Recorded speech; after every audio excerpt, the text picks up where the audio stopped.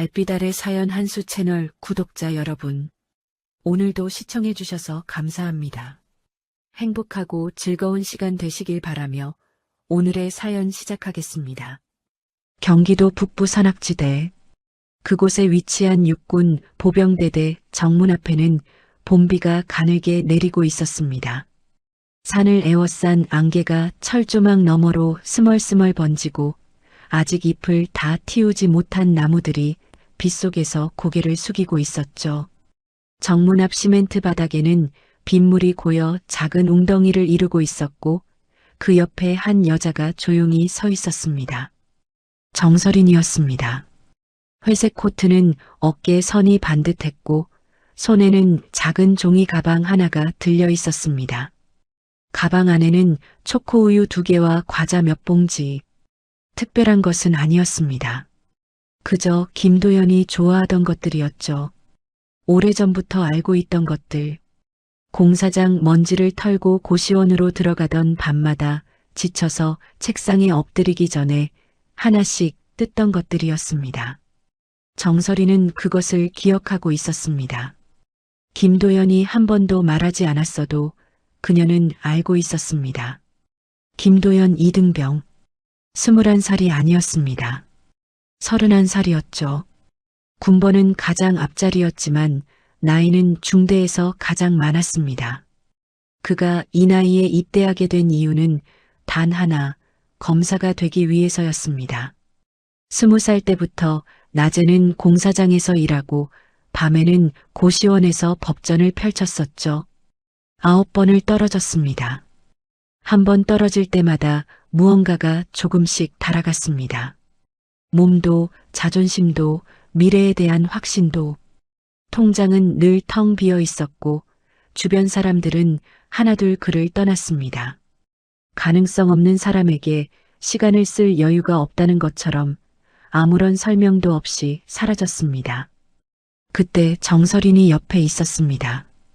두 사람이 처음 만난 건 우연이었습니다. 공사장 인근 편의점, 야간 아르바이트를 하던 정설인과 퇴근길에 들른 김도연. 처음에는 그냥 자주 오는 손님이었습니다. 그러다 어느 날 밤 가방에서 법전이 쏟아졌고 정설인이 주워줬습니다. 법전 귀퉁이에 빼곡하게 써있던 메모들. 그것을 보면서 정설이는 아무 말도 하지 않았습니다. 그냥 건네줬습니다. 그게 시작이었죠. 10번째 시험을 앞두고 김도연이 포기하겠다고 말하던 날 정설이는 한참 그의 얼굴을 바라보다가 조용히 말했습니다. 도연 씨, 한 번만 더 해봐요. 그 말이 전부였습니다. 설득도 논리도 위로의 말도 아니었습니다. 그냥 그 한마디였습니다. 하지만 그 말 한마디가 김도연을 다시 고시원 책상 앞에 앉혔습니다. 새벽 2시에도 3시에도 손이 떨릴 만큼 피곤할 때도 그는 그 말을 되새겼습니다. 포기하고 싶을 때마다 그 목소리가 들렸습니다. 힘이 없는 목소리였는데도 어딘가 단단한 것이 들어 있었습니다. 그리고 마침내 합격 통보가 왔습니다. 합격 문자를 받은 날 밤 김도연은 정설인에게 말했습니다. 군대부터 다녀올게. 정설이는 그 말을 듣자마자 눈물이 났습니다. 왜 지금이냐고 묻고 싶었습니다. 이제 겨우 다 됐는데, 이제 겨우 쉬어도 되는데. 10년이 넘는 시간이었습니다. 그 시간 동안 정설인도 쉬지 않았습니다.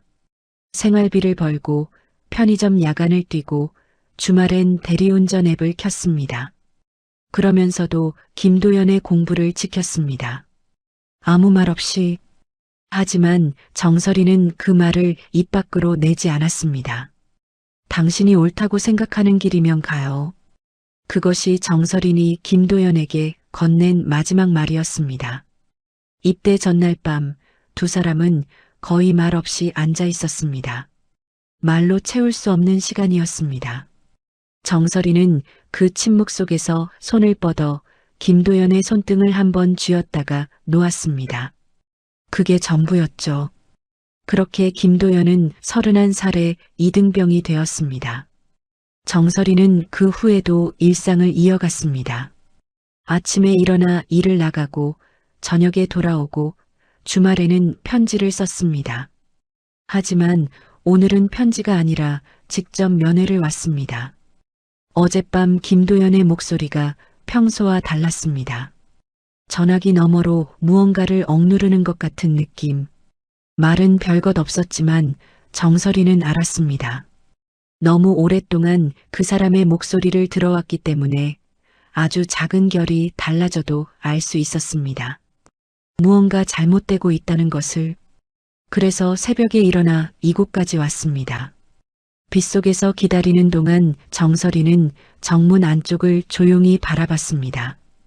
훈련장 쪽에서 구령 소리가 들렸고 생활관 창문에는 불빛이 켜져 있었습니다. 평범한 오전처럼 보였습니다. 하지만 정설인의 눈길이 창문 하나에 가서 멈췄습니다. 누군가가 창문 너머에서 이쪽을 보고 있었죠. 창유리에 빗방울이 흘러내리고 있었지만 그 너머의 얼굴은 분명했습니다. 김도연이었습니다. 그의 얼굴. 정설이는 그 얼굴에서 무언가를 읽었습니다. 창문과 빗속의 거리에도 불구하고 분명하게 보였습니다. 왼쪽 눈 아래, 그리고 턱 부근. 거무죽죽하게 가라앉은 멍 자국이었습니다. 오래된 것이 아니었습니다. 이틀 아니면 사흘 안쪽의 상처였습니다. 정설인의 심장이 한 박자 느리게 뛰었습니다. 손이 가방 손잡이를 더 꽉 쥐었습니다. 표정은 바뀌지 않았습니다. 하지만 눈빛이 달라졌습니다. 천천히 그리고 조용히. 그때 위병소 문이 열렸습니다. 중대장 이강우 대위가 걸어 나왔습니다. 군복은 반듯했고 걸음걸이에는 자신감이 넘쳤습니다. 그는 정설인을 보자마자 위아래로 천천히 훑었습니다. 거리낌이 전혀 없는 시선이었죠. 비를 맞으며 서 있는 민간인 여자. 그 눈빛 안에는 이미 판단이 서 있었습니다. 면회 온 사람. 그것 이상도 이하도 아니라는 듯한. 이강우는 턱을 약간 올리며 물었습니다. 누구 면회 왔습니까? 김도연 이등병입니다. 이강우는 피식 웃었습니다. 작은 웃음이었지만 그 안에 담긴 경멸은 작지 않았습니다. 아, 그 늙은 신병. 정설인의 표정이 굳었습니다. 굳었지만 흔들리지는 않았습니다. 늙은 신병이라니요. 이강우는 비웃었습니다. 정설인의 말을 정면으로 무시하듯 오히려 한 발 더 나아갔습니다. 훈련도 못 따라오고 선임들 말도 제대로 못 알아듣는 인간이요. 나이는 제일 많으면서. 그리고 덧붙였습니다. 검사 시험 붙었다고 자랑하던데요? 정설인의 눈이 흔들렸습니다. 흔들린 것은 상처 때문이 아니었습니다. 김도연이 그것을 누구에게 자랑했을 리 없다는 걸 알았기 때문입니다. 그 말은 자랑이 아니라 누군가가 캐낸 것이었습니다. 그리고 그것을 이렇게 비웃음의 재료로 쓴다는 것이 정설인의 가슴 어딘가를 조용히 긁어냈습니다. 그걸 어떻게 해? 이강우는 비웃었습니다. 군대는 다 압니다. 정설이는 천천히 숨을 내쉬었습니다. 빗소리가 잠시 커졌다가 작아졌습니다. 생활관 창문 너머로 김도연이 여전히 이쪽을 보고 있었습니다. 정설이는 그 얼굴을 한 번 더 바라봤습니다. 멍자국, 찢어진 입술, 그리고 그 눈빛 안에 담긴 것, 미안함이었습니다. 아내에게 이 상황을 보여주게 된 것에 대한. 정설인의 눈빛이 천천히 바뀌었습니다. 정설이는 조용히 말했어요. 남편을 만나겠습니다. 짧은 말이었습니다. 요구도 애원도 아니었습니다. 그냥 사실을 고하듯 말했습니다. 하지만 그 말 안에는 물러서지 않겠다는 의지가 담겨 있었습니다. 이강우 대위는 그 말을 듣고 잠깐 정설인을 바라봤습니다. 그리고 피식 다시 한번 웃었습니다. 훈련 중입니다. 사실이 아니었습니다. 오전 훈련은 이미 끝난 시간이었습니다. 위병소 옆에 서 있던 병사 하나가 그것을 알고 있었습니다. 그 병사가 작게 입을 열었습니다. 대위님, 지금 생활관에. 이강우는 손을 들어 조용히 하라는 신호를 보냈습니다. 병사는 입을 다물었습니다. 그 짧은 장면을 정설이는 놓치지 않았습니다. 말을 막았다는 것, 그리고 막히는 순간 병사가 눈을 피했다는 것. 정설이는 그것을 읽었습니다.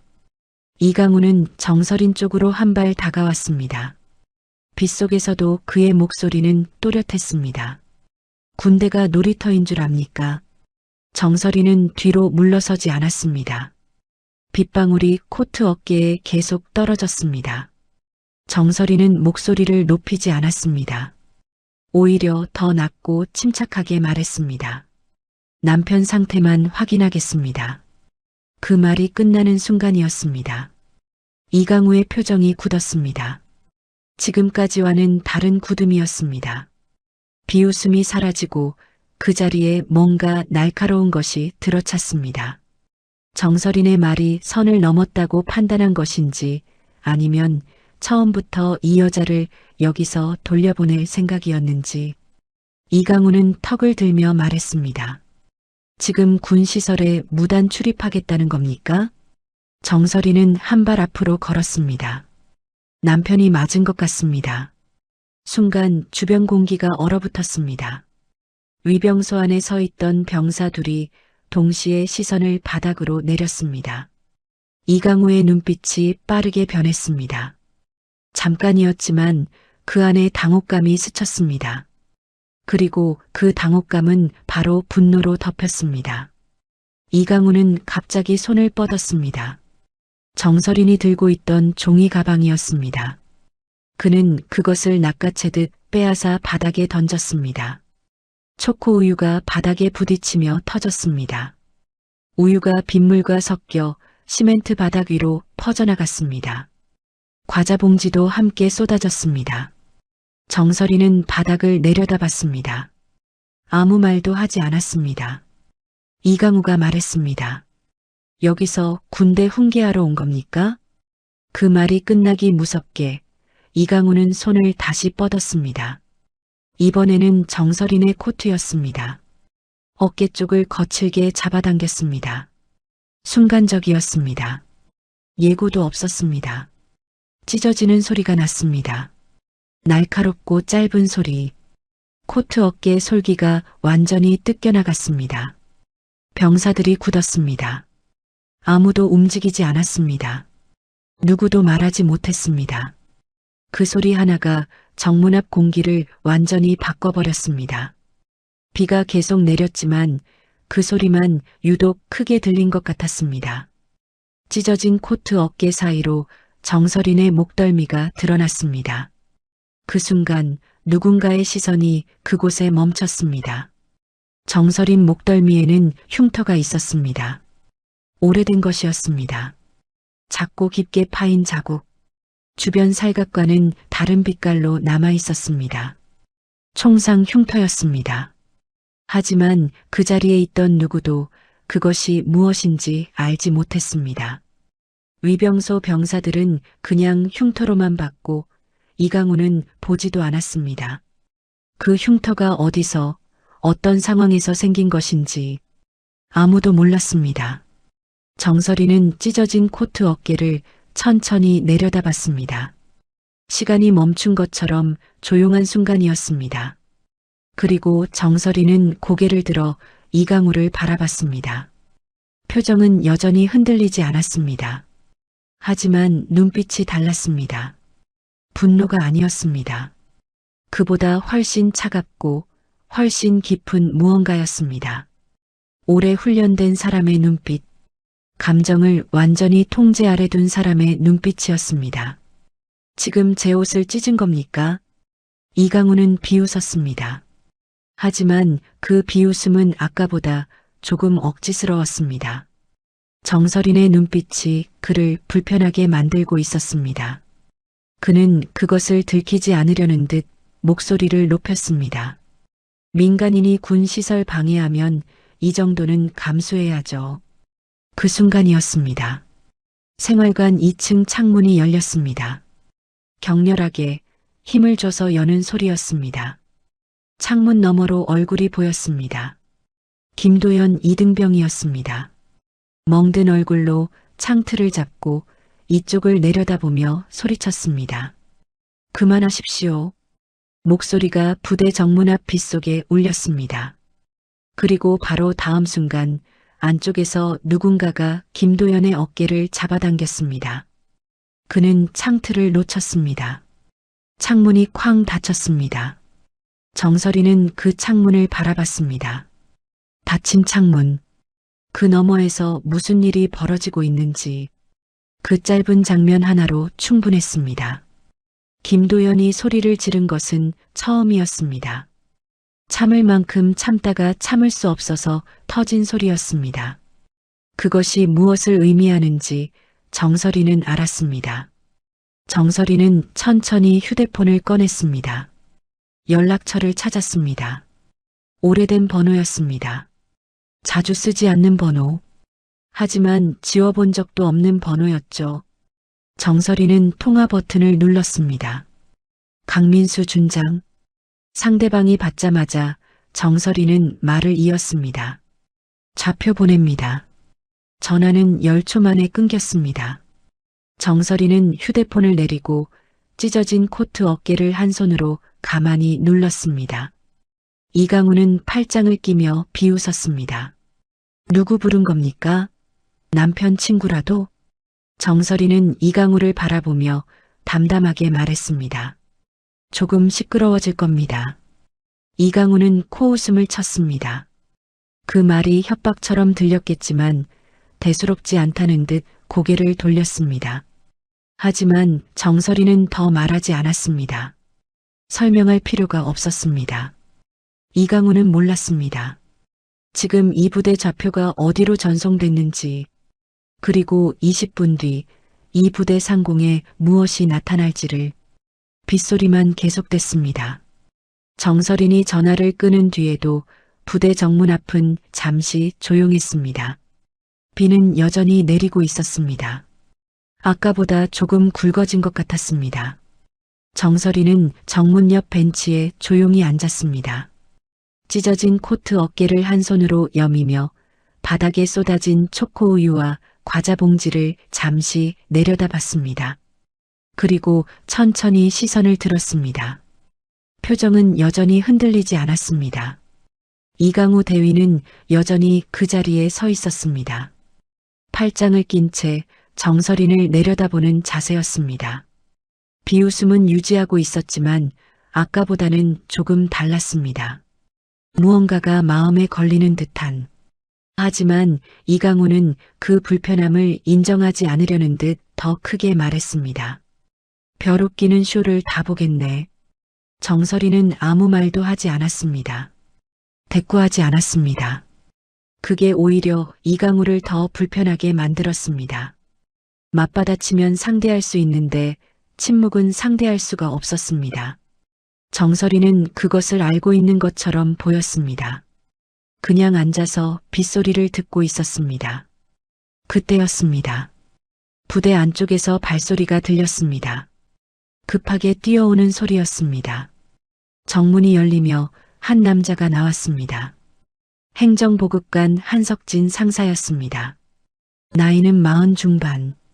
군 생활 30년을 채운 사람이었습니다. 얼굴에는 세월이 새겨져 있었고 눈빛에는 오랜 경험에서 나오는 무게가 있었습니다. 그는 상황을 보자마자 멈췄습니다. 바닥에 쏟아진 초코우유, 찢어진 코트, 이강우의 자세, 그리고 벤치에 앉아있는 정설인. 한석진은 그것들을 빠르게 훑으며 얼굴이 굳었습니다. 대위님 무슨 일입니까? 이강우는 귀찮다는 듯 손을 저었습니다. 면회 온 민간인이 난동 부리는 겁니다. 한석진은 고개를 끄덕이지 않았습니다. 그는 다시 한번 정설인을 바라봤습니다. 천천히 조심스럽게. 군 생활 30년 동안 한석진은 수많은 면회객을 받습니다. 우는 어머니, 화내는 아버지, 눈물을 참는 아내들. 그 모든 사람들에게는 공통점이 있었습니다. 감정이 얼굴에 드러났습니다. 분노든 슬픔이든 당혹감이든. 그런데 이 여자는 달랐습니다. 찢어진 코트를 입고 빗속 벤치에 앉아 있으면서도 완전히 고요했습니다. 그 고요함이 자연스러웠습니다. 억누르는 것이 아니라 원래 그런 사람처럼. 한석진은 직감적으로 느꼈습니다. 이 여자는 평범한 사람이 아니었습니다.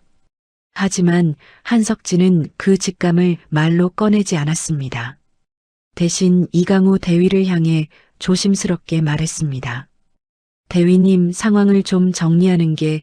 이강우는 그 말을 잘랐습니다. 당신은 빠져요. 한석진은 입을 다물었습니다. 하지만 그 자리를 떠나지 않았습니다. 그때 소식이 들어왔습니다. 위병소 안에 있던 병사가 작게 말했습니다. 상사님, 이등병 김도연이 헌병대에 신고했답니다. 그 말에 이강우의 표정이 순간 굳었습니다. 빠르게 회복했지만 그 짧은 굳음을 한석진은 놓치지 않았습니다. 이강우는 낮은 목소리로 말했습니다. 뭐? 병사는 고개를 숙이며 말했습니다. 조금 전에 생활관에서 신고가 들어간 것 같습니다. 이강우는 잠시 말이 없었습니다. 그리고 천천히 정설인을 바라봤습니다. 정설이는 여전히 조용히 앉아 있었습니다. 마치 이미 알고 있었다는 듯이. 잠시 후였습니다. 부대 정문 밖 도로에서 엔진 소리가 들렸습니다. 군용 지프였습니다. 차가 정문 앞에 멈추고 문이 열렸습니다. 내린 사람은 헌병대 수사처 문태진 소령이었습니다. 나이는 38. 얼굴은 날카로웠고 걸음걸이는 빠르고 군더더기가 없었습니다. 그는 정문을 통과하면서 이강우에게 짧게 목례를 했습니다. 그리고 곧바로 물었습니다. 김도연 이등병 어디 있습니까? 이강우가 대답하기 전에 옆에 있던 병사가 먼저 말했습니다. 생활관에 있습니다. 문태진은 바로 움직였습니다. 이강우가 뒤에서 말했습니다. 소령, 이건 단순한 내부 문제입니다. 문태진은 걸음을 멈추지 않았습니다. 확인해 봐야죠. 생활관 안으로 들어간 문태진은 김도연을 마주하자마자 걸음을 멈췄습니다. 잠깐 침묵이 흘렀습니다. 문태진은 오랫동안 헌병 수사를 해온 사람이었습니다. 구타 사건, 가혹행위, 은폐된 사고들. 그 현장을 수없이 봐온 눈이었습니다. 그 눈으로 김도연의 얼굴을 봤습니다. 왼쪽 눈 아래 멍, 입술 안쪽에 찢어진 자국, 그리고 오른쪽 손등에 긁힌 흔적. 방어하다가 생긴 상처였습니다. 문태진은 눈살을 찌푸렸습니다. 이건 단순한 생활지도 수준이 아닌데요. 김도연은 아무 말도 하지 않았습니다. 고개를 약간 숙이고 시선을 바닥에 두고 있었습니다. 문태진은 조용히 물었습니다. 누가 이렇게 만들었습니까? 김도연은 잠시 망설였습니다. 입술을 한번 깨물었습니다. 군대 안에서 중대장을 신고하는 것이 무엇을 의미하는지 모르지 않았습니다. 신고 뒤에 남겨질 시간들, 자신을 바라보는 시선들, 불이익이라는 말로 다 설명되지 않는 것들. 김도연은 그것을 생각하며 망설였습니다. 하지만 잠시 뒤 눈을 들어 문태진을 바라봤습니다. 그리고 말했습니다. 중대장님이. 그 말이 끝나는 순간이었습니다. 생활관 안 공기가 달라졌습니다. 문태진의 표정이 굳었습니다. 옆에 서 있던 병사들의 시선이 일제히 바닥으로 향했습니다. 누군가는 침을 삼켰어요. 그 말 4글자가 이 공간 안에 있는 모든 사람에게 같은 무게로 떨어졌습니다. 문태진은 천천히 수첩을 꺼냈습니다. 그리고 정문 밖에서는 비가 조금 더 굵어지고 있었어요. 문태진 소령이 수첩을 꺼내든 지 5분도 채 되지 않아 부대 안은 조용히 술렁이기 시작했습니다. 소문은 군대 안에서 빠르게 번집니다. 생활관에서 헌병대 소령이 이등병과 단둘이 이야기를 나누고 있다는 것, 그리고 그 이등병의 얼굴에 멍이 있다는 것. 병사들은 말을 아꼈지만 눈빛으로 주고받았습니다. 복도 끝에서 세면장 입구에서 계단 모퉁이에서 작은 눈짓들이 오갔습니다. 행정보급관 한석진 상사는 정문 근처에 그대로 서 있었습니다. 이강우 대위가 자리를 피하라고 했지만 한석진은 적당한 거리를 유지하며 자리를 지켰습니다. 30년 군 생활이 그에게 가르쳐 준 것 중 하나는 자리를 지켜야 할 순간과 피해야 할 순간을 구분하는 것이었습니다. 지금은 지켜야 할 순간이었습니다. 정설이는 여전히 벤치에 앉아 있었습니다. 찢어진 코트를 여미고 무릎 위에 손을 올린 채 빗속에서도 흔들리지 않는 자세였습니다. 그때 대대장 최상혁 중령이 정문으로 내려왔습니다. 연락을 받은 것이었습니다. 헌병대가 출동했다는 보고. 최상혁은 걸음이 빨랐습니다. 그러나 표정에는 당혹감보다 짜증이 더 짙었습니다. 그는 상황을 한눈에 훑더니 이강우 대위에게 낮은 목소리로 물었습니다. 무슨 일이야? 이강우가 짧게 보고했습니다. 면회 온 민간인이 군 시설 출입을 요구했고 헌병대에서 나왔습니다. 최상혁은 고개를 끄덕이며 정설인 쪽으로 시선을 돌렸습니다. 그리고 짜증 섞인 목소리로 말했습니다. 민간인분, 군 내부 문제니까 돌아가십시오. 정설이는 최상혁을 바라봤습니다. 대대장 계급장, 중령. 정설이는 잠시 그것을 확인하듯 바라보다가 조용히 말했습니다. 곧 끝납니다. 최상혁은 미간을 찌푸렸습니다. 곧 끝난다는 말이 무슨 뜻인지 알 수 없었습니다. 돌아가겠다는 건지 아니면 다른 무언가를 말하는 건지 그 말의 무게가 어딘가 이상했습니다. 하지만 최상혁은 그것을 깊이 생각하지 않았습니다. 그냥 말이 많은 민원인이라고 판단했습니다. 그는 이강우를 향해 말했습니다. 정리해. 그리고 돌아서려 했습니다. 그 순간이었습니다. 멀리서 소리가 들렸습니다. 처음에는 아무도 신경 쓰지 않았어요. 산 너머에서 들려오는 소리는 종종 있는 일이었습니다. 훈련 중인 다른 부대의 헬기일 수도 있었고 인근 부대의 장비 이동 소리일 수도 있었습니다. 하지만 소리는 점점 커졌습니다. 그것도 빠르게, 단순히 지나가는 소리가 아니었습니다. 이쪽으로 오고 있었습니다. 병사 하나가 하늘을 올려다봤습니다. 그리고 굳었습니다. 헬기입니다. 그 말에 주변 사람들이 동시에 하늘을 봤습니다. 산 능선 너머로 검은 실루엣이 나타났습니다. 한 대가 아니었습니다. 2대, 그리고 3대. 군용 헬기였습니다. 도색도 형태도 일반 부대 헬기가 아니었습니다. 기체 측면에 아무 표식도 없었습니다. 그것이 무엇을 의미하는지 아는 사람은 많지 않았지만 느끼는 것은 모두 같았습니다.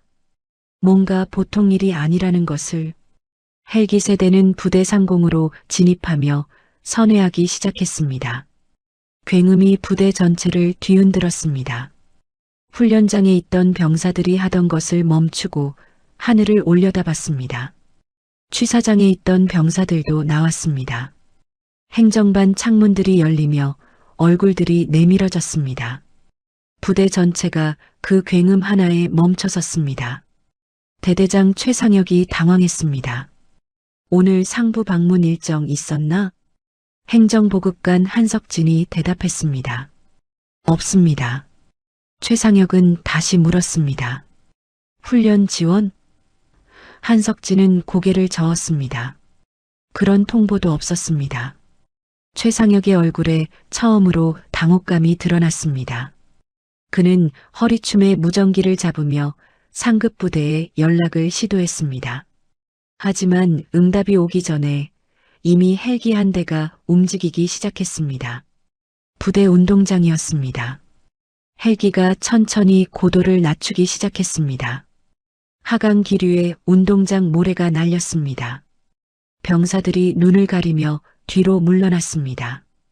굉음이 절정에 달했다가 헬기가 착지하면서 조금씩 낮아졌습니다. 로터가 여전히 돌고 있었습니다. 그 바람이 정문 쪽까지 닿았습니다. 정설인의 코트 자락이 바람에 흔들렸습니다. 정설이는 그 헬기를 바라보지 않았습니다. 이미 알고 있었습니다. 언제 올지, 어디에 내릴지. 정설이는 시선을 손 위에 두고 있었습니다. 무릎 위에 올린 손, 그 손이 아주 잠깐 쥐어졌다가 풀렸습니다. 아무도 그것을 보지 못했습니다. 모든 시선이 헬기를 향해 있었기 때문입니다. 이강우 대위는 헬기를 바라보며 미간을 찌푸렸습니다. 불안함이 스쳤지만 그것을 인정하고 싶지 않았습니다. 훈련 관련이겠지. 혼잣말처럼 중얼거렸습니다. 하지만 그 말을 동의해주는 사람은 없었습니다. 헬기 문이 열리기 시작했습니다. 운동장 쪽에 있던 병사들이 저도 모르게 한 발씩 물러났습니다. 최상혁 중령은 운동장 쪽으로 걸음을 옮기며 계급장을 확인하려 했습니다. 한석진 상사는 그 자리에 그대로 서 있었습니다. 그리고 정설인 쪽을 바라봤습니다. 정설이는 이제 천천히 일어서고 있었습니다. 벤치에서 몸을 세우며 찢어진 코트를 한번 가다듬었습니다. 한석진은 그 모습을 보며 확신했습니다. 이 여자는 이 상황을 만든 사람이었습니다. 부대 안에 30년을 있었지만 이런 장면은 처음이었습니다. 민간인 한 명이 전화 한 통으로 헬기 세대를 부른다는 것. 한석진은 숨을 한번 깊게 들이쉬었습니다. 그리고 직감적으로 생각했습니다. 앞으로 벌어질 일이 자신이 군 생활에서 본 것 중 가장 큰 일이 될 것 같다고. 빗소리와 헬기 로터 소리가 뒤섞였습니다. 그리고 운동장 쪽에서 헬기 문이 완전히 열렸습니다. 헬기 문이 완전히 열리고 잠시 아무것도 나오지 않았습니다. 그 짧은 정적이 오히려 부대 안의 긴장을 더 높였습니다. 로터 바람이 운동장 모래를 계속 날렸고 병사들은 눈을 가리면서도 시선을 거두지 못했습니다. 최상혁 중령은 운동장 가장자리에 서서 계급장을 확인하려 목을 빼고 있었습니다. 이강우 대위는 정문 근처에서 팔짱을 풀고 자세를 고쳐 잡았습니다. 뭔가 중요한 사람이 온다는 것을 몸이 먼저 감지한 것이었습니다. 그리고 헬기에서 사람이 내렸습니다. 검은 제복이었습니다. 군복이었지만 일반 야전 복장이 아니었습니다. 정복에 가까운 짙은 색감, 그리고 어깨에 계급장, 별이었습니다. 하나가 아니었습니다. 운동장을 가로질러 걸어오는 그 사람의 걸음은 빠르지도 느리지도 않았습니다. 딱 필요한 속도였습니다. 주변을 둘러보지 않았습니다. 목적지가 분명한 사람의 걸음이었습니다. 특전사 참모총장 강민수 준장이었습니다. 부대 장교들이 급하게 움직였습니다. 여기저기서 구두 소리가 났습니다. 중대장들이 뛰어나왔고 행정반에서도 사람들이 쏟아졌습니다. 충성! 소리가 여기저기서 터졌습니다. 하지만 강민수 준장은 그 누구에게도 눈길을 주지 않았습니다. 경례를 받으면서도 고개를 돌리지 않았습니다. 그의 시선은 처음부터 정문 방향을 향해 있었습니다. 최상혁 중령이 앞으로 나섰습니다. 이 부대의 대대장으로서 상급자를 맞이하는 것은 당연한 절차였습니다. 최상혁은 거수 경례를 하며 말했습니다. 충성, 대대장 최상혁 중령입니다. 강민수 준장은 최상혁을 잠깐 봤습니다. 그리고 짧게 말했습니다. 비켜요. 최상혁은 그 말에 굳었습니다. 비켜요. 그 두 글자가 가진 무게를 이해하는데 1초가 걸렸습니다. 그는 반사적으로 옆으로 한 발 물러났습니다. 강민수 준장은 계속 걸었습니다. 정문을 향해서, 그리고 정문 앞에 찢어진 코트를 입고 서 있는 정설인 앞에서 걸음을 멈췄습니다. 두 사람 사이의 거리는 2걸음이었습니다. 강민수 준장은 정설인을 바라봤습니다. 그리고 정설인의 찢어진 코트 어깨를 잠깐 내려다봤습니다. 그 시선 안에 무언가가 스쳤습니다. 분노였습니다. 하지만 그는 그것을 밖으로 드러내지 않았습니다. 강민수 준장은 천천히 오른손을 들었습니다. 거수경례였습니다. 충성. 정문 앞에 있던 모든 사람이 그 순간을 봤습니다. 준장이 민간인 여자에게 경례를 하고 있었습니다.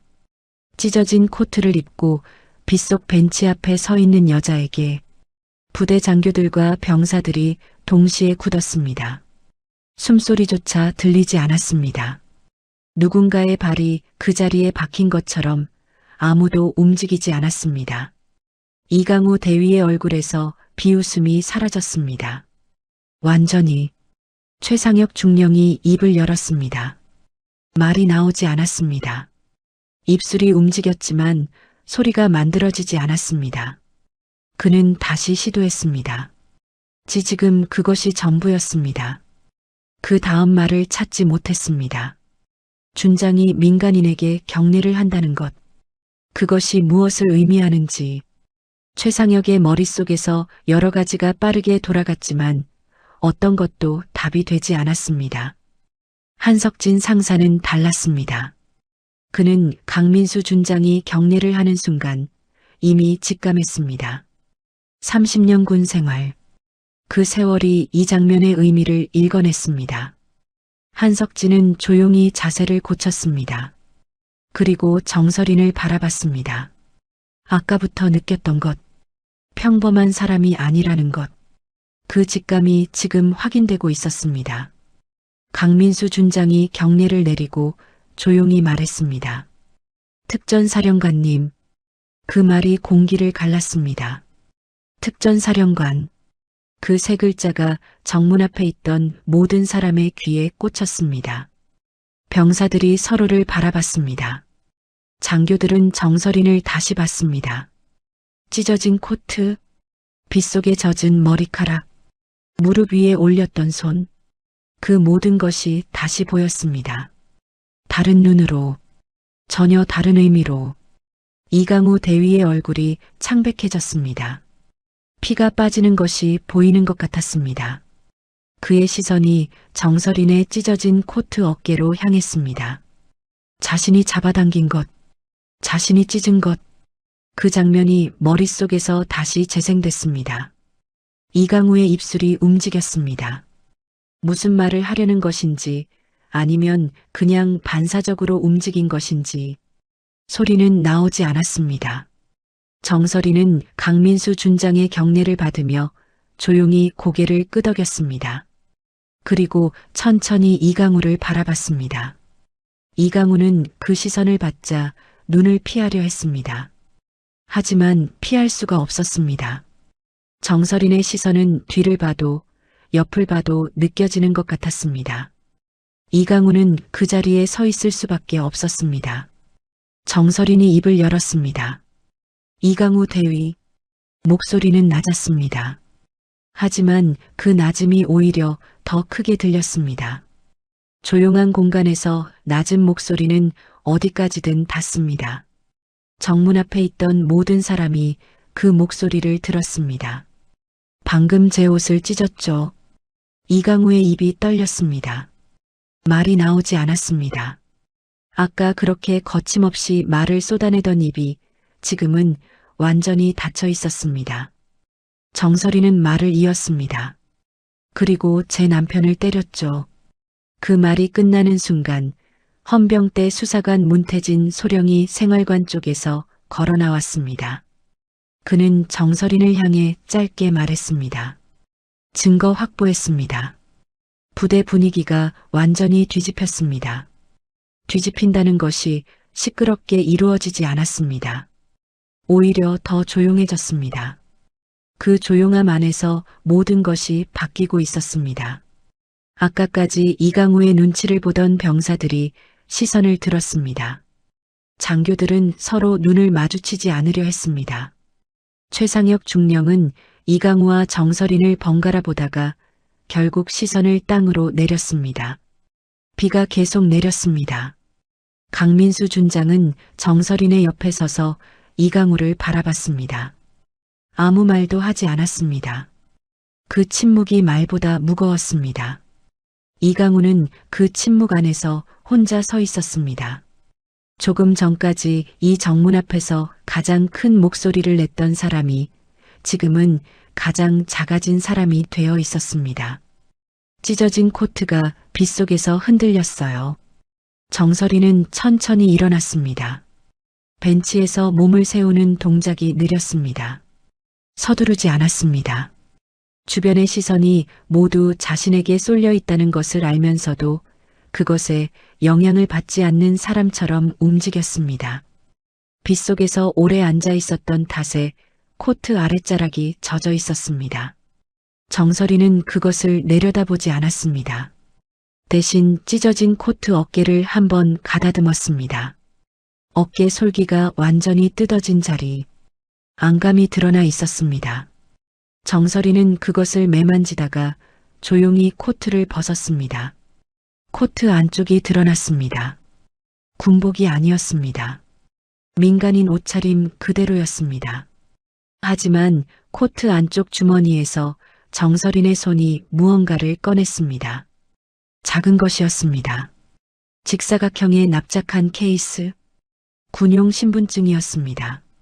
정설이는 그것을 펼쳐서 강민수 준장에게 건네지 않았습니다. 그냥 손에 쥔 채로 정문 앞에 서 있었습니다. 그것으로 충분했습니다. 강민수 준장이 옆에 서 있다는 것 자체가 이미 모든 것을 말해주고 있었으니까요. 강민수 준장이 앞으로 한 발 나섰습니다. 그는 정문 앞에 모여있는 장교들과 병사들을 천천히 둘러봤습니다. 아무도 말하지 않았습니다. 아무도 움직이지 않았습니다. 강민수 준장의 눈빛은 차갑지 않았습니다. 하지만 그 안에 담긴 것은 분명했습니다. 지금 이 자리에서 벌어진 일을 모두 알고 있다는 것, 그리고 그것을 그냥 넘어가지 않겠다는 것. 강민수 준장이 말했습니다. 소개합니다. 목소리는 크지 않았습니다. 하지만 빗소리 속에서도 또렷하게 들렸습니다. 그는 정설인 쪽으로 시선을 주며 말을 이었습니다. 현 특전사령관. 짧은 침묵. 707 특임대 출신. 또 한 번의 침묵. 정설인 중장. 그 말이 끝나는 순간 정문 앞 공기가 완전히 얼어붙었습니다. 중장. 별색. 이 부대 대대장인 최상혁 중령보다 5계급이 높았습니다. 강민수 준장보다도 2계급이 높았습니다. 특전사령관. 대한민국 특수전사령부의 수장. 그 사람이 지금 이 정문 앞에 찢어진 코트를 손에 든 채 서 있었습니다. 이강우 대위의 얼굴이 하얗게 변했습니다. 하얗다는 표현이 과장이 아니었습니다. 입술에서 핏기가 빠졌습니다. 눈빛이 흔들렸습니다. 그의 머릿속에서 아까의 장면들이 빠르게 재생됐을 것입니다. 면회 온 민간인이라고 판단했던 순간, 위아래로 훑어보던 시선, 늙은 신병이라고 비웃던 말, 가방을 바닥에 던진 것, 그리고 코트를 잡아당겨 찢은 것. 그 모든 장면이 지금 이 순간과 겹쳐지면서 이강우의 다리가 미세하게 떨렸습니다. 최상혁 중령은 굳은 채로 서 있었습니다. 아까 돌아가라고 말했습니다. 군 내부 문제라고 했습니다. 그 말을 중장에게 했습니다. 특전사령관에게. 최상혁은 자신이 방금 무슨 말을 한 것인지를 천천히 되짚으며 얼굴이 굳어갔습니다. 해명할 말을 찾으려 했지만 찾아지지 않았습니다. 어떤 말도 지금 이 상황을 되돌릴 수 없었습니다. 병사들은 달랐습니다. 그들은 충격을 받았지만 장교들과는 다른 방식으로 받았습니다. 아까 창문에서 소리쳤던 김도현. 그 이등병의 아내가 중장이었습니다. 특전사령관이었습니다. 병사들은 서로를 바라봤습니다. 말은 하지 않았지만 눈빛 안에 같은 생각이 담겨 있었습니다. 그러니까 그 전화 한 통이 헬기 세대를 부른 것이었습니다. 한석진 상사는 조용히 자세를 고쳤습니다. 그리고 정설인을 향해 거수 경례를 올렸습니다. 아무도 시키지 않았습니다. 그냥 해야 한다고 느꼈습니다. 30년 군 생활이 그에게 가르쳐 준 것 중 가장 단단한 것. 진짜 군인이 누구인지 알아보는 눈. 한석진은 그 눈으로 아까부터 정설인을 봐왔습니다. 그리고 지금 자신의 직감이 틀리지 않았다는 것을 확인했습니다. 정설이는 한석진의 경례를 받으며 짧게 고개를 끄덕였습니다. 그리고 이강우를 바라봤습니다. 이강우는 그 시선을 받자 무의식적으로 차렷 자세가 됐습니다. 몸이 먼저 반응한 것이었습니다. 정설인의 눈빛은 분노로 가득 차 있지 않았습니다. 그것이 오히려 더 무거웠습니다. 분노는 맞받아칠 수 있습니다. 하지만 이 눈빛은 달랐습니다. 오랫동안 사람을 봐온 사람의 눈빛, 이 상황 전체를 이미 파악하고 있는 사람의 눈빛이었습니다. 정설인이 말했습니다. 이강우 대위. 이강우는 대답하지 못했습니다. 입술이 움직였지만 소리가 나오지 않았습니다. 방금 제 옷을 찢었죠. 그 말에 이강우의 몸이 굳었습니다. 부정할 수 없었습니다. 그 자리에 있던 모든 사람이 봤습니다. 위병소 병사들도, 한석진 상사도, 그리고 지금 이 자리에 선 강민수 준장도 증인이 넘쳤습니다. 이강우가 간신히 입을 열었습니다. 저는 몰랐습니다. 정설이는 그 말을 듣고 잠시 침묵했습니다. 몰랐다는 말. 그 말이 무엇을 의미하는지 이강우도 알고 있었습니다. 알았다면 안 그랬을 것이라는 뜻이었습니다. 정설이는 그것을 정면으로 받았습니다. 몰랐기 때문에 괜찮다는 겁니까? 이강우는 대답하지 못했습니다. 정설이는 말을 이었습니다. 목소리는 여전히 낮았습니다. 높아지지 않았습니다. 그러나 그 낮음 안에 담긴 것은 분명했습니다. 제 남편은 이 부대에서 맞았습니다. 그 사람이 누구의 남편인지 몰랐기 때문에 그게 허용된다고 생각했겠죠. 이강우는 눈을 피하려 했습니다. 하지만 시선이 어디로도 가지 않았습니다. 강민수 준장이 왼쪽에 있었고 문태진 소령이 오른쪽에 있었고 정설인이 정면에 있었습니다. 정설이는 손에 쥐고 있던 군용 신분증을 천천히 코트 주머니에 넣었습니다. 그리고 찢어진 코트를 다시 어깨에 걸쳤습니다. 일부러 그 찢어진 어깨가 보이게. 그것이 말보다 더 많은 것을 말해줬습니다. 문태진 소령이 앞으로 나섰습니다. 이강우 대위, 동행해 주십시오. 이강우는 움직이지 않았습니다. 아니, 움직일 수 없었습니다. 다리가 말을 듣지 않는 것 같았습니다. 문태진은 다시 한번 말했습니다. 이번에는 더 짧게. 지금입니다. 그제야 이강우의 발이 움직였습니다. 느리게 힘없이 그가 문태진과 함께 걸어가는 것을 병사들이 지켜봤습니다. 아무도 말하지 않았습니다. 빗소리만 들렸습니다. 정설이는 이강우가 멀어지는 것을 보지 않았습니다. 시선을 생활관 창문으로 돌렸습니다. 그 창문 너머에 김도연이 있었습니다. 지금쯤 무슨 생각을 하고 있을지. 정설이는 그것을 생각하며 아주 잠깐 눈을 감았다가 떴습니다. 비가 조금씩 그치기 시작했어요. 헌병 수사가 공식적으로 시작되자 부대 안의 공기는 완전히 달라졌습니다. 단순히 분위기가 가라앉은 것이 아니었습니다. 그동안 눌려있던 것들이 하나씩 표면으로 올라오기 시작했습니다. 수사는 이강우 대위의 가혹행위에서 출발했지만 실이 풀리듯 그 주변의 것들도 함께 드러났습니다. 김도연만이 아니었습니다. 같은 생활관에 있던 다른 병사들도 비슷한 경험을 했습니다. 다만 아무도 먼저 말하지 않았을 뿐이었습니다. 군대 안에서 말한다는 것이 무엇을 의미하는지 알았기 때문입니다.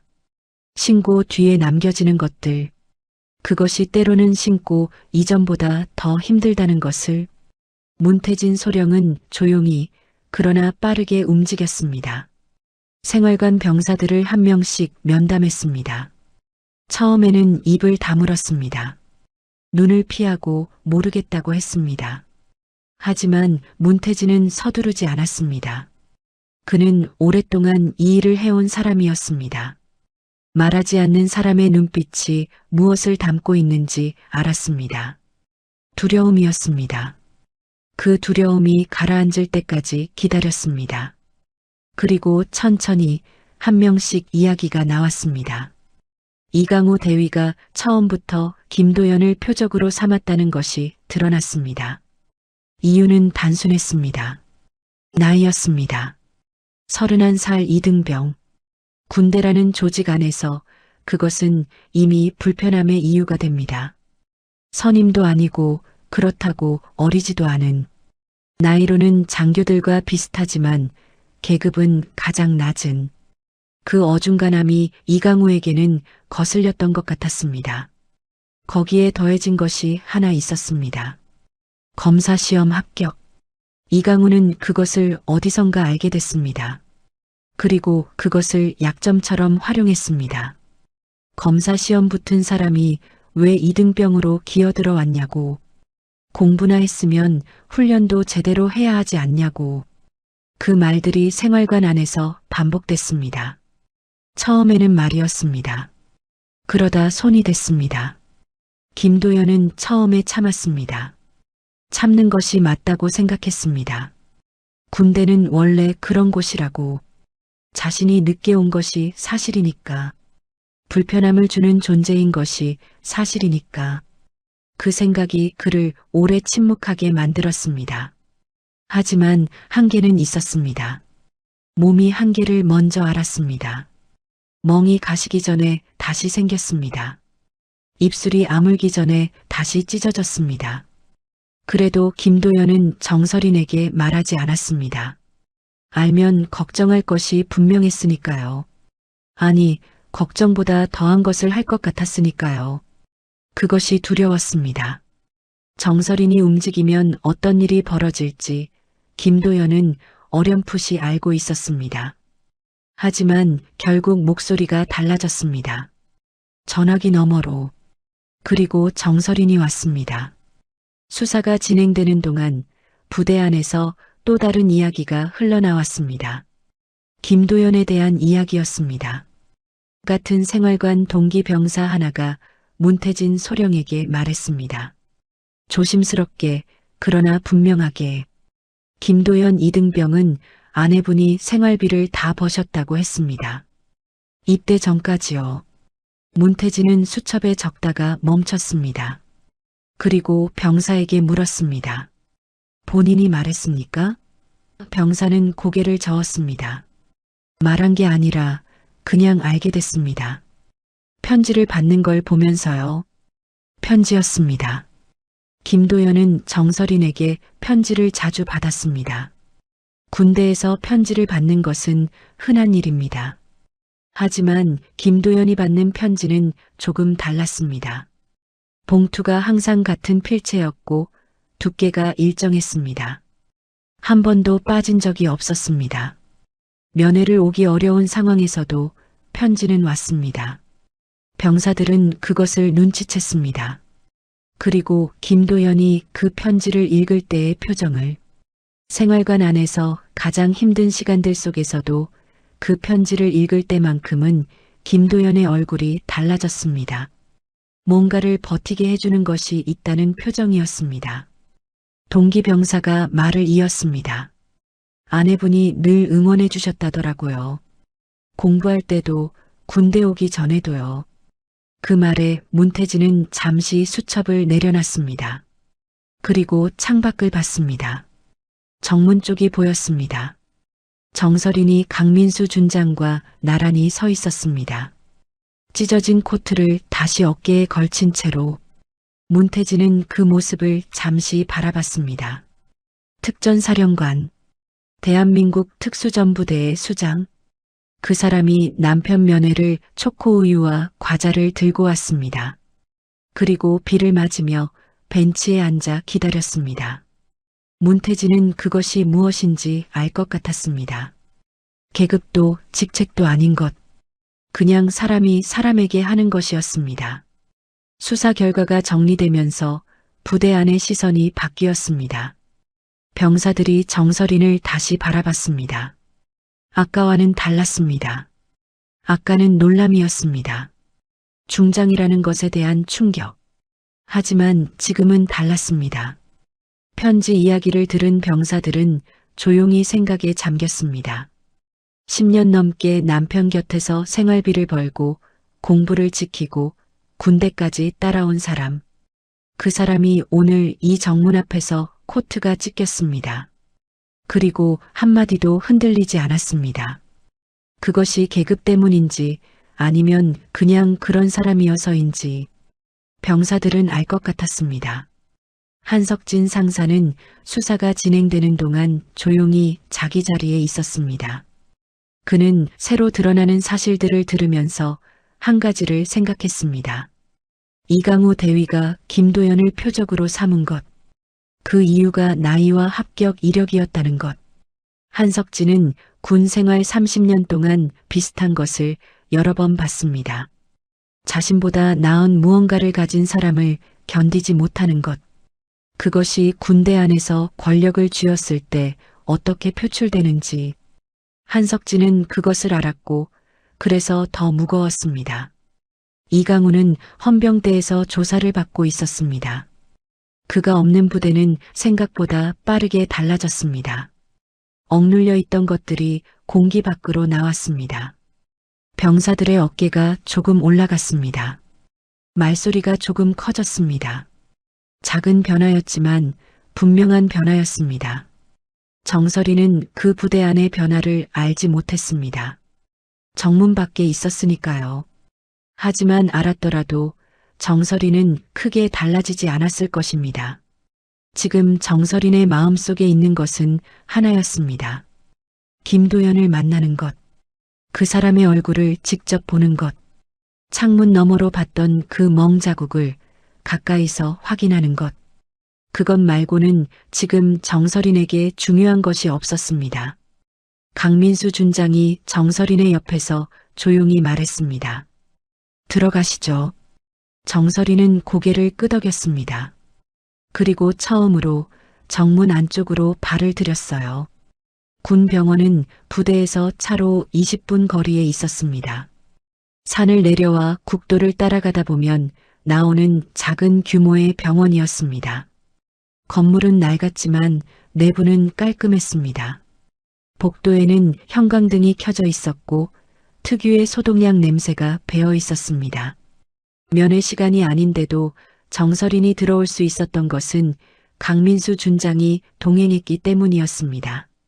하지만 준장은 병실 앞에서 멈췄습니다. 더 들어가지 않았습니다. 그것이 지금 이 자리에서 자신이 해야 할 일이라는 것을 알았습니다. 정설이는 혼자 병실 문을 열었습니다. 병실은 작았습니다. 침대 2개짜리였지만 옆 침대는 비어 있었습니다. 창가 쪽 침대에 김도연이 누워 있었습니다. 정설인이 문을 여는 소리에 김도연이 고개를 돌렸습니다. 그리고 굳었습니다. 정설인이었습니다. 찢어진 코트를 아직 입고 있었습니다. 머리카락은 빗속에서 젖었다가 마르는 중이었습니다. 김도연은 그 모습을 보자마자 눈을 피하려 했습니다. 하지만 피할 곳이 없었습니다. 좁은 병실이었고 정설이는 이미 안으로 들어와 있었습니다. 정설이는 김도연의 얼굴을 봤습니다. 가까이서 보는 것은 처음이었습니다. 창문 너머로 봤을 때와는 달랐습니다. 왼쪽 눈 아래의 멍은 노랗게 번져 있었습니다. 사흘은 된 것 같았습니다. 입술 안쪽에 찢어진 자국은 딱지가 앉아 있었습니다. 오른쪽 손등에는 긁힌 흔적이 있었습니다. 방어하다 생긴 상처였습니다. 정설이는 그것들을 하나씩 확인했습니다. 천천히, 조용히. 표정은 흔들리지 않았습니다. 하지만 눈가에 무언가가 맺혔습니다. 정설이는 그것이 흘러내리기 전에 눈을 한번 감았다가 떴습니다. 김도연이 먼저 말했습니다. 미안해요. 정설이는 대답하지 않았습니다. 침대 옆 의자를 당겨 앉았습니다. 그리고 김도연의 손등을 바라봤습니다. 긁힌 자국이 있는 오른손. 정설이는 그 손을 잡으려다가 멈췄습니다. 상처가 있는 곳을 건드릴까봐. 대신 손목 아래쪽을 가만히 감쌌습니다. 차갑지 않았습니다. 따뜻했습니다. 김도연은 그 온기를 느끼며 눈을 내리깔았습니다. 당신한테 알리고 싶지 않았어요. 정설이는 조용히 말했습니다. 알아요. 걱정할 것 같아서. 알아요. 김도연은 잠시 말을 멈췄습니다. 정설인이 2번 다 같은 말을 했습니다. 알아요. 그 말 안에는 책망이 없었습니다. 왜 말하지 않았냐는 물음도 없었습니다. 그냥 알고 있다는 것이었습니다. 김도연은 그게 오히려 더 마음에 걸렸습니다. 화를 내면 맞받아칠 수라도 있는데 이렇게 조용하면 받아낼 방법이 없었습니다. 당신 코트. 김도연이 정설인의 어깨를 봤습니다. 찢어진 솔기, 안감이 드러난 자리. 김도연의 목소리가 낮아졌습니다. 그 사람이 한 거예요? 정설이는 고개를 끄덕였습니다. 김도연의 눈빛이 흔들렸습니다. 자신 때문이었습니다. 자신이 이 부대에 있었기 때문에 정설인이 이곳에 왔고 그 때문에 코트가 찢겼습니다. 김도연은 입술을 꽉 깨물었습니다. 말이 나오지 않았습니다. 정설이는 그것을 보며 조용히 말했습니다. 코트는 새로 사면 됩니다. 김도연은 고개를 들었습니다. 정설인의 눈이 보였습니다. 흔들리지 않는 눈이었습니다. 아까 창문 너머에서 봤던 그 눈빛. 그때 이미 무언가를 결심한 눈이었습니다. 김도연은 그것을 알았습니다. 정설인이 전화 한 통을 했을 때 그것이 무엇을 의미하는지, 그리고 그 결과가 어떻게 됐는지, 병실까지 소문은 왔습니다. 헬기 세대, 준장의 경례, 이강우 대위가 헌병대에 동행한 것. 김도연의 눈에 눈물이 고였습니다. 참으려 했습니다. 군대 안에서 몇 달 동안 참아온 것처럼. 하지만 이번에는 달랐습니다. 창문으로 소리를 질렀을 때 터져나온 것이 아직 다 가시지 않았습니다. 그리고 정설인의 손이 자신의 손목을 감싸고 있었습니다. 그 온기 앞에서 더 이상 참는 것이 의미가 없었습니다. 눈물이 흘렀습니다. 정설이는 아무 말도 하지 않았습니다. 손을 거두지도 않았습니다. 그냥 그 자리에 있었습니다. 김도연이 울음을 삼키다가 결국 소리를 내는 동안 정설이는 그 옆에서 조용히 앉아 있었습니다. 병실 창밖으로 봄 햇살이 들어오기 시작했습니다. 빗구름이 걷히는 중이었습니다. 오전 내내 흐렸던 하늘이 조금씩 밝아졌습니다. 창가에 떨어지는 햇살이 김도연의 침대 끝에 닿았습니다. 한참이 지난 뒤 김도연이 먼저 말했습니다. 당신 때문에 붙은 거예요. 정설인이 고개를 들었습니다. 시험이요. 검사 시험. 정설이는 잠시 김도연을 바라봤습니다. 그리고 천천히 고개를 저었습니다. 아니에요. 당신이 한 거예요. 내가 한 게 아니라. 한 번만 더 해봐요 라고 말한 건 나지만. 정설이는 잠깐 멈췄다가 말을 이었습니다. 그 말 듣고 다시 앉은 건 도연 씨예요. 새벽 2시에 책상 앞에 앉은 것도, 10번째 시험장에 들어간 것도 내가 대신 해줄 수 없는 것들이었습니다. 김도연은 눈물을 닦으며 정설인을 바라봤습니다. 당신이 없었으면 거기 못 앉았어요. 앉을 수 있었어요. 아니에요. 두 사람은 잠시 말없이 서로를 바라봤습니다. 어느 쪽도 지지 않으려는 것 같았지만 그것이 다툼처럼 느껴지지 않았습니다. 오랫동안 같은 방향을 바라봐온 사람들이 나누는 대화였습니다. 이기고 지는 것이 없는 대화. 침묵이 흘렀습니다. 창밖에서 햇살이 조금 더 들어왔습니다. 병실 안이 밝아졌습니다. 김도연이 천장을 바라보다가 말했습니다. 검사가 되면 뭐 하고 싶어요? 정설이는 예상하지 못한 질문이었는지 잠시 멈췄습니다. 그리고 조용히 말했습니다. 그거 내가 할 말이 아니죠. 김도연이 정설인을 봤습니다. 검사가 되는 건 도연 씨니까. 내가 뭘 하고 싶은지가 아니라 도연 씨가 뭘 하고 싶은지가 중요한 거죠. 김도연은 잠시 생각했습니다. 오래 생각하지 않았습니다. 이미 알고 있던 것이었습니다. 10년 넘게 공부하면서 지치고 무너지는 순간마다 다시 붙잡았던 이유. 그것이 하나였습니다. 약한 사람들 지켜주고 싶어요. 정설인의 눈빛이 조용히 흔들렸습니다. 이번에는 참지 않았습니다. 눈가에 맺혔던 것이 조용히 흘러내렸습니다. 정설이는 그것을 닦지 않았습니다. 김도연이 그것을 보고 놀란 표정으로 말했습니다. 왜 울어요? 정설이는 웃었습니다. 눈물이 흐르면서도 웃었습니다. 안 울어요. 울잖아요. 빗물이에요. 김도연도 웃었습니다. 멍든 얼굴로 찢어진 입술로 웃었습니다. 그 웃음이 병실 안에서 작게 울렸습니다. 형광등 아래서, 봄 햇살 안에서 두 사람은 그렇게 웃었습니다. 창밖의 하늘은 이제 완전히 맑아지고 있었습니다. 빗구름이 산 너머로 완전히 걷혔습니다. 봄 햇살이 병실 창을 가득 채웠습니다. 따뜻했습니다. 김도연의 침대 위로, 정설인의 어깨 위로, 찢어진 코트 위로 햇살은 가리지 않고 고루 내려앉았습니다. 정설이는 손목을 감싸고 있던 손을 살며시 풀었습니다. 그리고 김도연의 손등 위에 상처를 피해서 아주 가만히 손을 올렸습니다. 김도연은 그 손을 내려다봤습니다. 그리고 자신의 손을 뒤집어 정설인의 손을 마주 잡았습니다. 아무 말도 하지 않았습니다. 말이 필요하지 않았습니다. 10년이 넘는 시간이 그 손 안에 다 들어 있었습니다.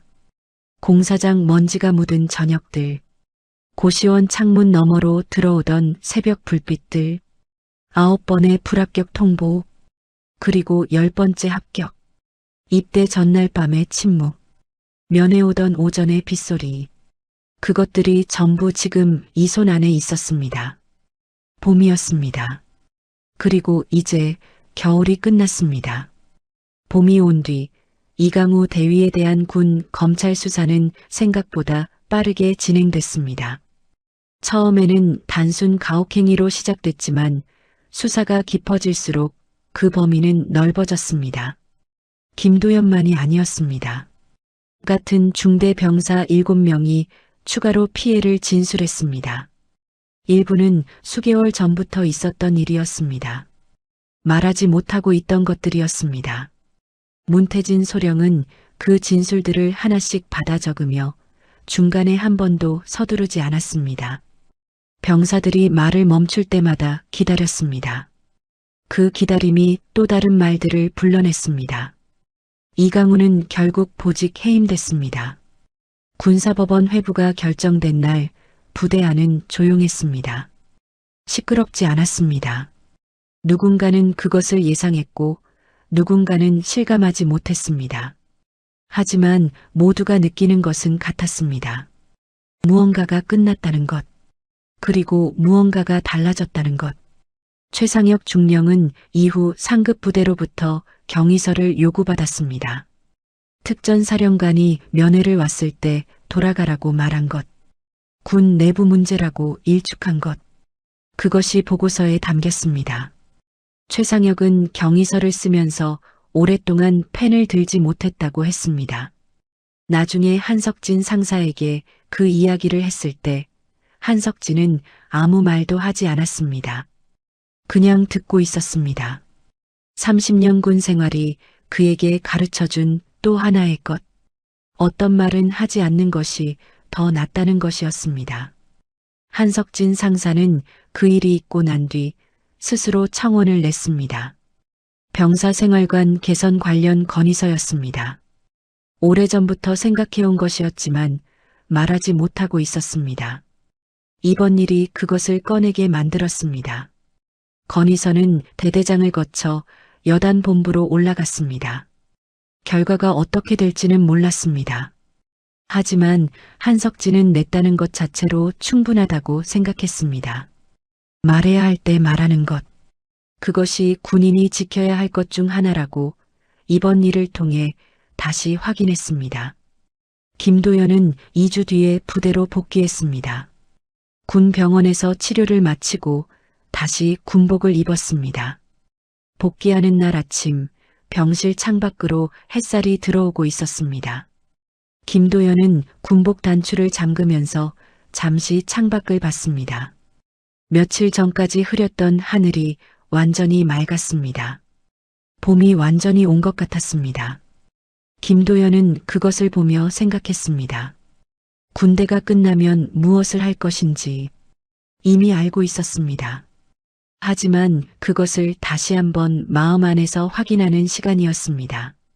복귀하던 날 생활관 입구에 동기들이 서 있었습니다. 별것 없는 장면이었습니다. 그냥 서 있었습니다. 하지만 김도연이 들어서자 한 명이 짧게 말했습니다. 고생했다. 군대 안에서 위아래가 없는 말이었습니다. 동기니까 할 수 있는 말이었습니다. 김도연은 그 말에 멈췄습니다. 그리고 고개를 끄덕였습니다. 말이 길지 않았지만 그것으로 충분했습니다. 그 이후 부대 안에서 김도연을 대하는 분위기가 달라졌습니다. 나이가 많다는 것, 검사 시험에 붙었다는 것, 그것이 더 이상 비웃음의 이유가 되지 않았습니다. 오히려 반대였습니다. 병사들은 김도연에게 가끔 물었습니다. 법 관련 이야기들, 궁금한 것들, 김도연은 아는 만큼 말해줬습니다. 모르는 것은 모른다고 했습니다. 그 솔직함이 병사들에게 더 잘 닿았습니다. 생활관 안의 공기가 조금씩 달라졌습니다.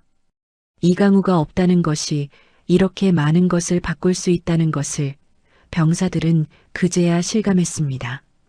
정설이는 그 일이 있고 난 뒤 일상으로 돌아갔습니다. 특전사령부 집무실, 매일 아침 일찍 출근했습니다. 보고를 받고 결제를 하고 회의를 했습니다. 겉으로 보기에는 아무것도 달라진 것이 없었습니다. 하지만 집무실 책상 한쪽에 달라진 것이 하나 있었습니다. 김도연이 병원에서 쓴 편지 한 통이었습니다. 손으로 쓴 편지였습니다. 글씨가 삐뚤빼뚤했습니다. 오른손 손등이 아직 다 낫지 않은 상태에서 쓴 것이었습니다. 내용은 길지 않았습니다. 편지에는 이렇게 쓰여 있었습니다. 당신이 와줘서 다행이었습니다. 코트는 꼭 새로 사줄게요. 정설이는 그 편지를 받은 날 저녁 오래간만에 일찍 퇴근했습니다. 집에 돌아와 저녁을 차렸습니다. 혼자 먹는 밥이었지만 제대로 차렸습니다.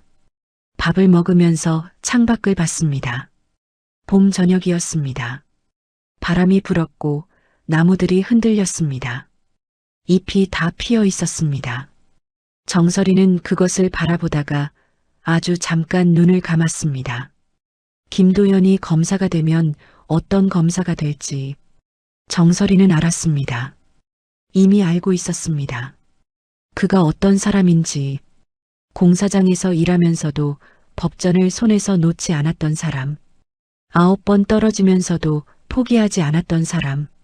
군대 안에서 맞으면서도 아내에게 걱정을 끼치지 않으려 했던 사람. 그 사람이 검사가 된다면 어떤 방향으로 일할지 정설이는 그것을 오래전부터 알고 있었습니다.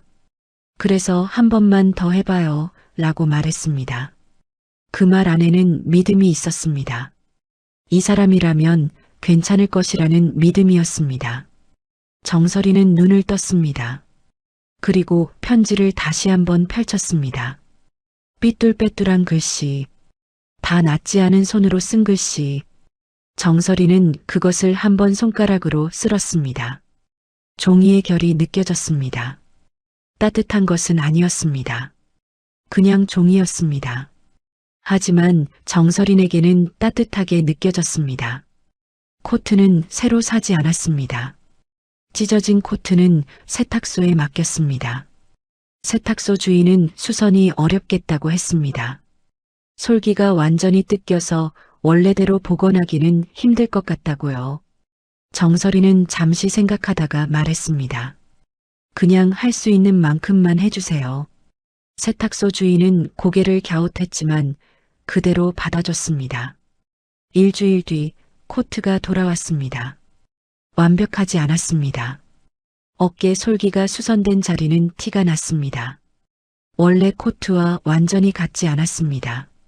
하지만 정설이는 그 코트를 다시 옷장에 걸었습니다. 버리지 않았습니다. 그 자국이 남아있는 채로 그냥 걸어뒀습니다. 어떤 것들은 완벽하게 복원되지 않습니다. 하지만 그렇다고 버릴 이유도 없습니다. 자국이 남은 채로 그 자리에 있으면 됩니다. 정설이는 그렇게 생각했습니다. 코트에 대해서만이 아니라 더 많은 것들에 대해서. 창밖에서 바람이 불었습니다. 봄바람이었습니다. 더 이상 빗바람이 아니었습니다. 나무들이 그 바람에 흔들렸습니다. 잎들이 서로 부딪히며 소리를 냈습니다. 정설이는 그 소리를 들으며 편지를 다시 접었습니다. 그리고 책상 서랍 안에 넣었습니다. 조심스럽게 구겨지지 않도록. 내일도 일찍 출근해야 했습니다. 보고가 있었고 회의가 있었고 결제가 기다리고 있었습니다. 해야 할 일들이 내일도 쌓여 있었습니다. 정설이는 그것을 알면서도 서두르지 않았습니다. 오늘 저녁만큼은 이 봄바람 소리를 조금 더 듣고 싶었습니다. 그래도 괜찮은 밤이었습니다.